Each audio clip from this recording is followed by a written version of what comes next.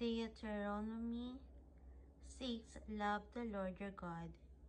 Hear, Israel, and be careful to obey, so that it may go well with you, and that you may increase greatly in a land flowing with milk and honey, just as the Lord, the God, your ancestor, promised you.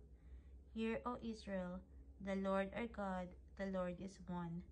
Love the Lord your God with all your heart, and with all your soul, and with all your strength. These commands that I give you today are to be on your hearts. Impress them on your children.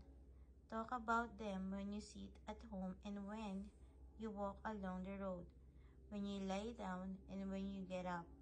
Tie them as a symbol on your hands and bind them on your foreheads.